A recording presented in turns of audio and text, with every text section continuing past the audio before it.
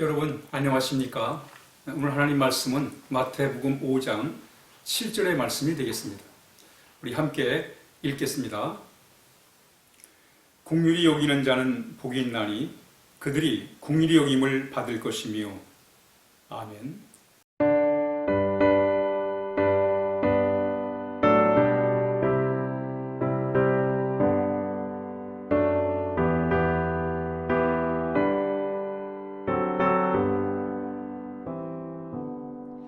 이 세상에 근심된 일이 많고 참 평안을 몰랐구나.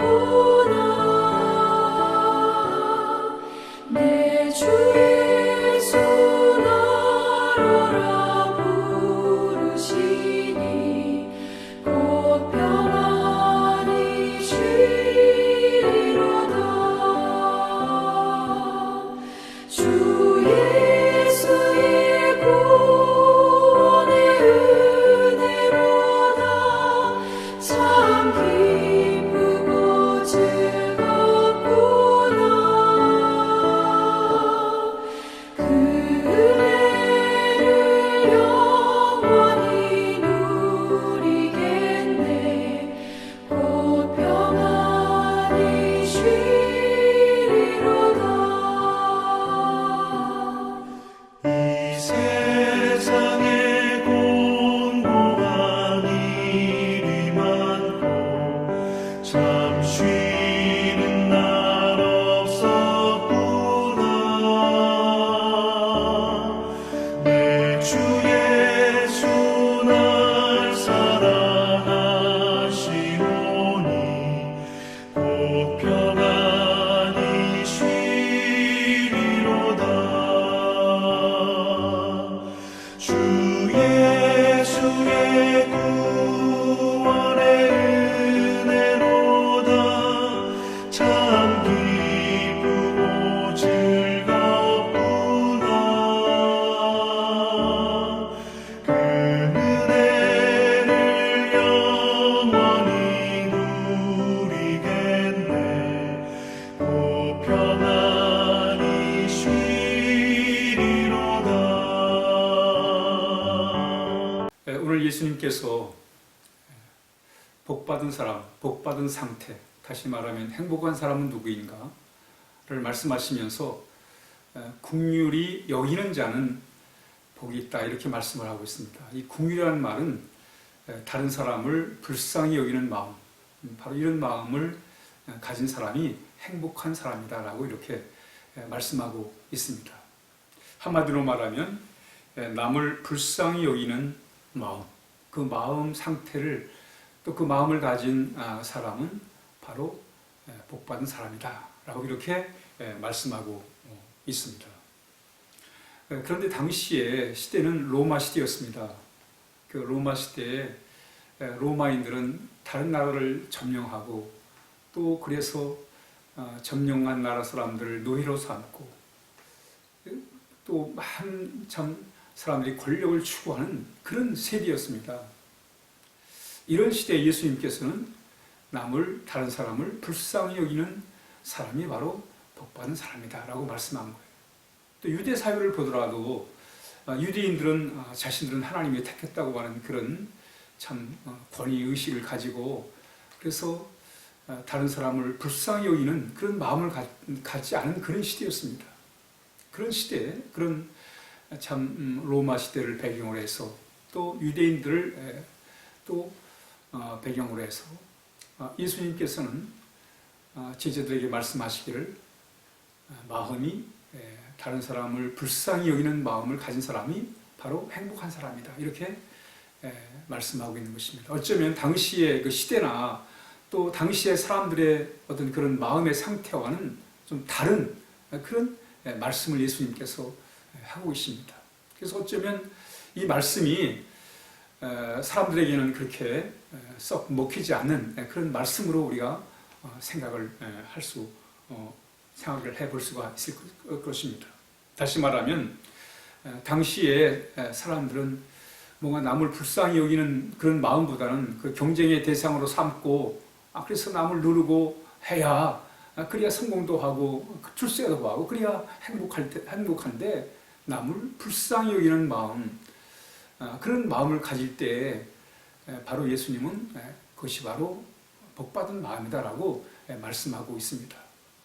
예수님께서는 왜 당시의 시대 상황과 좀 다른 그런 그것이 바로 복받은 사람이라고 말씀하고 있는 걸까요? 오늘날 상황도 마찬가지입니다. 오늘날 상황이 경쟁의 상황 속에서 정말 남과 치열한 경쟁을 해서 이겨야 남을 불쌍한 마음을 보는 게 아니라 경쟁의 대상으로 보고 저 상대방을 내가 이겨야 그래야 내가 성공할 수 있고 출세할 수 있다고 하는 그런 이 시대적인 이 상황 속에서 우리는 이 말씀을 어떻게 적용할 것인가를 또 우리가 생각해 보지 않을 수가 없습니다. 그렇다면 예수님은 왜 이런 차원에서 남을 불쌍히 여기는 사람이 바로 복받은 사람이라고 말할까요? 그것은 바로 남을 불쌍히 여기는 마음, 이 긍휼의 마음은 하나님의 마음이기 때문에 그렇습니다. 그 느헤미야 9장 31절에 보면 주의 크신 긍휼로 그들을 아주 멸하지 아니하시며 버리지도 아니하셨사오니 주는 은혜로우시며 불쌍히 여기시는 하나님이심이라고 이렇게 말씀합니다. 하나님은 바로 남을 불쌍히 여기는 마음, 그것이 바로 하나님의 마음이라는 거예요. 로마서 9장 15, 16절에 모세에게 이르시되 내가 긍휼히 여길 자를 긍휼히 여기고 불쌍히 여길 자를 불쌍히 여기리라 하셨으니 그런즉 원하는 자로 말미암도 아니요 다른 박질하는 자로 말미암도 아니고 오직 긍휼히 여기시는 하나님으로 말미암니라 이렇게 말씀합니다. 여러분 우리가 구원받은 것이 바로 하나님이 우리를 긍휼히 여기기 때문에 불쌍히 여기셨기 때문에 우리가 이렇게 죄인임에도 불구하고 의롭다 인정을 받을 수 있게 되었고 또 하나님의 자녀가 된 것입니다. 바로 우리가 구원받은 그 근본은 긍휼이 풍성하신 하나님 때문에 그렇단 말이죠.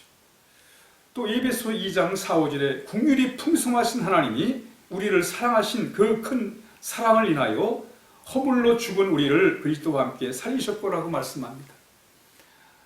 우리 하나님의 긍휼이 풍성하심을 통해서 이렇게 우리가 참 제사함 받고 하나님의 자녀가 되었음을 말씀하고 있는 것입니다.